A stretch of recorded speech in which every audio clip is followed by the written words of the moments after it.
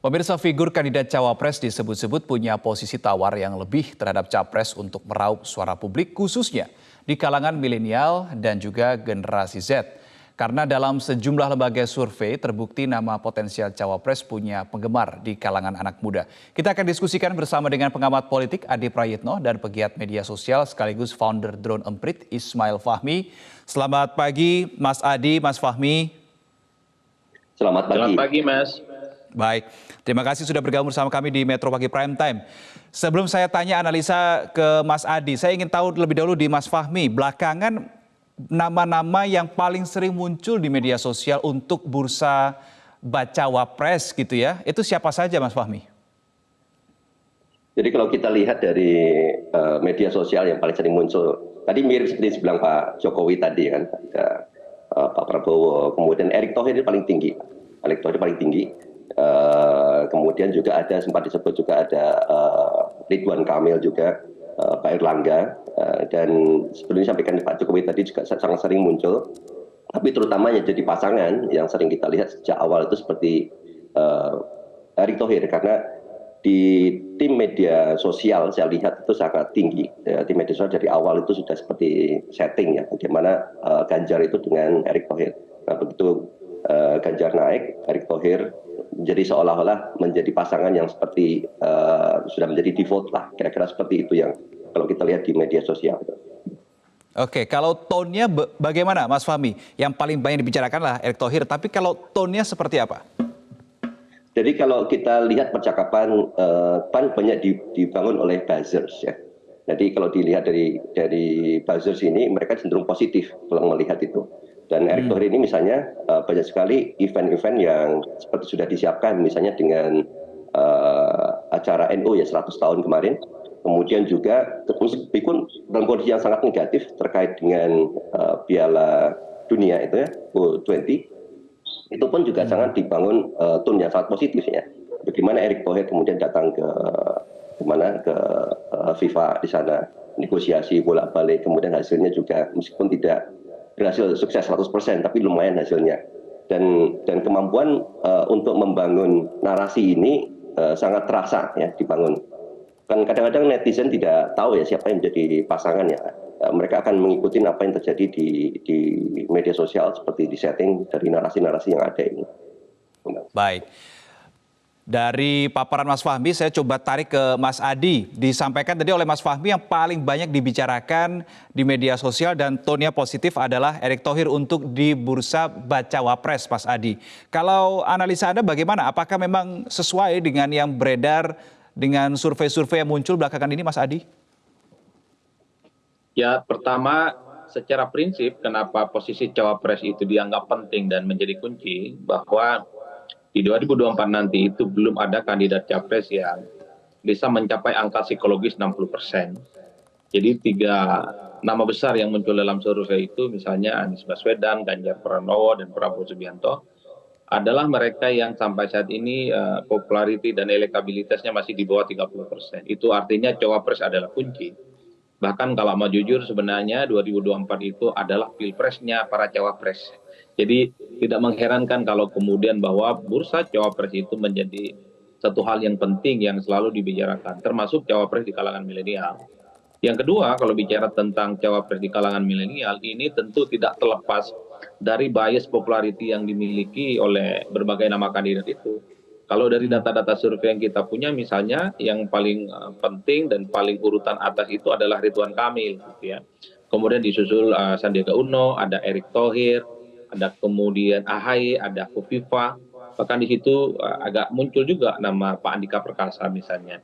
Jadi ini nama-nama yang sebenarnya bias popularity, sering diperbincangkan orang, sering masuk dalam radar survei pencapresan, dan rata-rata di antara mereka itu adalah orang yang cukup populer. Tapi kalau kita bicara satu persatu dari nama-nama cawapres yang muncul ini, ada faktor politik yang dalam tanda kutip, quote unquote, yang tidak mungkin mereka itu bisa maju. Ketika misalnya kita menyebut nama Ridwan Kamil ini kan tersandera dari kepentingan politik Golkar misalnya yang sampai saat ini masih memandatkan Erlangga Hartarto untuk bisa maju di 2024, baik sebagai capres ataupun cawapres. bahwa Ridwan Kamil misalnya populer dan dia berada di puncak untuk posisi cawapres, tapi secara politik agak rumit karena persoalan faktor partai Golkar itu tadi. Yang kedua misalnya nama Erick Thohir memang begitu populer, Sandiaga Uno juga populer dan diminati oleh kalangan milenial, tapi kedua orang ini sampai saat ini belum ada partai politik yang memberikan dukungan secara terbuka.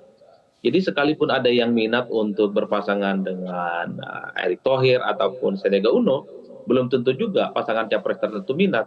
Karena ada kecenderungan capres ingin maju itu selain mendapatkan sosok, tapi dia juga mendapatkan dukungan partai politik. Nah, AHY agak sedikit lebih masuk dan rasional karena AHY itu adalah ketua umum partai yang sangat memungkinkan bukan hanya dapat AHY-nya, tapi juga mendapatkan dukungan partai politiknya. Ini yang saya kira menjadi satu kerumitan-kerumitan dalam variabel politik, bahwa nama-nama kandidat cawapres itu sekalipun penting, cocok dipasang-pasangkan dengan kandidat tertentu, tapi kalau ada faktor politisnya, termasuk dukungan partai, jadi agak rumit sebenarnya untuk bisa dijelaskan. Jadi bagi saya the end of the day-nya posisi cawapres itu bukan soal angka-angka kuantitatif, tapi persoalan politis juga menjadi persoalan kunci. Ini yang sampai saat ini semua calon yang potensial maju, mulai dari Ganjar Pranowo, Prabowo Subianto, dan Anies Baswedan, adalah orang-orang yang sebenarnya sedang hunting betul siapa kandidat cawapres mereka, bukan hanya secara kuantitatif bisa menambah elektabilitas, tapi secara kualitatif bisa diterima oleh partai pendukung, dan yang paling penting menambah dukungan-dukungan dari stakeholder politik yang lainnya. Baik, Mas Adi, menarik ketika Anda tadi mengatakan bahwa pemilu 2024 ini adalah sebetulnya panggung atau spotlight untuk di cawapresnya, begitu. Apa alasannya, Mas? Karena nama-nama capres yang masuk 3 besar survei, semuanya tidak ada yang bisa menyentuh angka psikologis politik 60%. Mas. Jadi elektabilitas Ganjar Pranowo, kemudian Anies Baswedan dan Prabowo Subianto itu semuanya di bawah 30%. Dalam logika statistik, angka-angka kuantitatif misalnya, hanya capres yang bisa mencapai angka psikologis 60% lah yang kemudian secara gampang, secara mudah bisa mengambil posisi cawapres yang relatif akan memenangkan pertarungan politik. Tapi kalau belum ada yang mencapai angka 60%, maka hati-hati dengan pemilihan posisi cawapres, karena akan menjadi kiamat sehari misalnya dalam Pilpres di 14 Februari yang akan datang.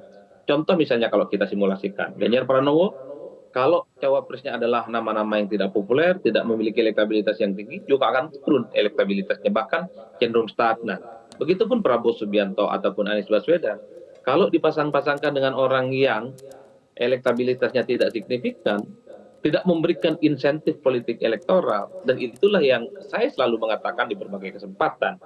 Hati-hati memilih cawapres, jangan hanya melihat siapa capresnya. Karena sampai saat ini belum ada capres yang kerja politiknya, roadshow politiknya, itu belum bisa meyakinkan secara signifikan. Contoh kasus misalnya ketika SBY 2009, selain tingkat kepuasan yang cukup tinggi, kemudian misalnya approval ratingnya yang cukup luar biasa, kemudian elektabilitasnya di atas 60% di periode keduanya, saat itu SBY dipasangkan dengan siapapun, sekalipun tidak populer, sekalipun tidak memenuhi irisan Jawa non-Jawa, tidak memenuhi irisan Islam nasionalis, SBY relatif memenangkan pertarungan politik secara mudah. Misalnya kita bisa cek SBY berpasangan dengan Budiono, sama-sama orang Jawa. Budiono saat itu misalnya kalah mentereng dan kalah populer dengan nama-nama besar yang lainnya. Tapi karena SBY elektabilitasnya di atas 60% saat itu, memenangkan pertarungan politik dengan mudah ya. Oleh karena itu, kalau ada kandidat capres yang potensial maju ya, Anies, kemudian Ganjar, ada Prabowo Subianto, belum mencapai 60%, maka posisi cawapres adalah menjadi kunci. Jadi saya sekali lagi ingin tegaskan 2024 ini adalah di mana pemilunya para cawapres. Itu yang saya kira menjadi penting untuk kita simak sebenarnya. Jelang pemilu 2024 tentu kita akan melihat seperti apa kriteria dari wakil presiden yang diinginkan oleh masyarakat. Nah pemirsa, saat ini saya akan meminta pendapat dari beberapa mahasiswa terkait untuk kriteria wakil presiden di 2024. Berikut kita akan mewawancarai.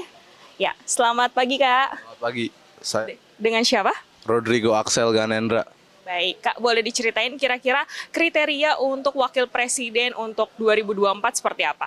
Menurut saya kriterianya ya mereka harus jujur. Lebih bisa menerima kritik dan saran, masukan dari baik masyarakat maupun mahasiswa dan berbagai macam kalangan gitu sih Mbak. Harus yang udah banyak pengalaman atau academic oriented dalam artian udah banyak melalui pengalaman tentang akademiknya. Calon presidennya itu harus bisa mengayomi kepada masyarakat dan tahu kayak the urgencies, kayak problem-problem yang sedang urgent di Indonesia gitu, and cater to it. Kalau wakil presiden yang jelas harus sejalan visi misinya sama presidennya ya, jadi harus yang cocok satu pemikiran sama presidennya nanti siapa gitu. Punya rekam jejak yang baik juga sih. Programnya tepat dan realistis, itu yang paling penting kriterianya.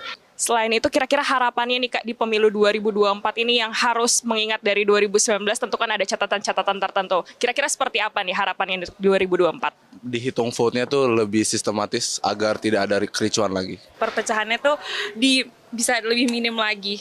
Yang penting jujur dan transparan tentang kayak program-program kerja mereka and how they are going to achieve it, kayak gitu sih. Siapapun yang menang, kita bisa menerima dan tetap open minded lah sebetulnya, biar bisa jangan terjadi hal-hal yang tidak kita inginkan sebetulnya. Pemilu bisa berjalan lancar, ya hasilnya juga adil, siapa pemenangnya itu sesuai dengan.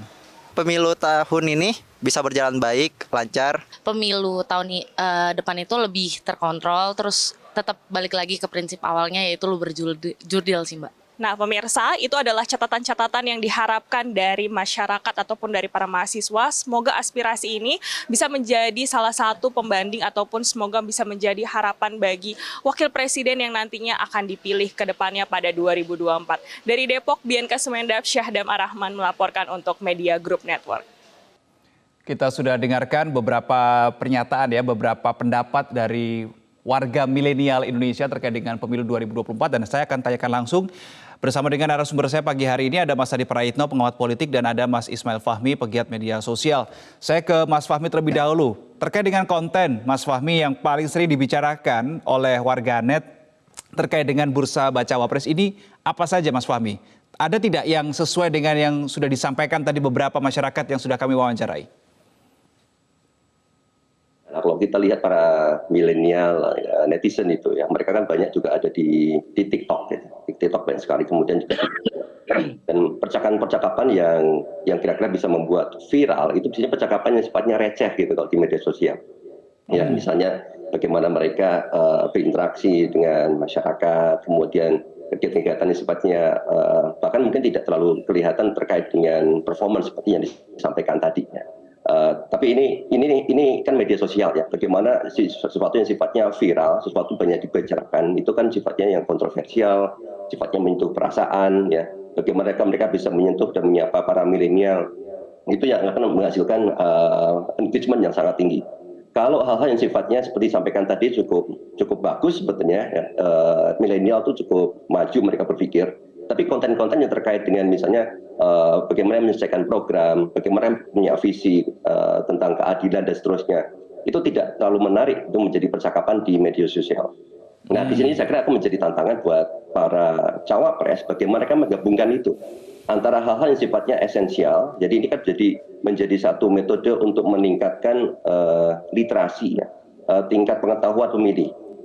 Jadi bukan hanya hal-hal yang sifatnya superficial, hal-hal yang sifatnya sangat penting, tapi mereka bisa sampaikan dengan gaya yang sifatnya kayak receh, gaya yang sifatnya menyentuh emosi ya, dan kemudian juga mungkin ada sedikit kontroversial ya, bagaimana mereka bisa berbeda dan dengan sebelumnya atau hal-hal sifatnya kreatif gitu.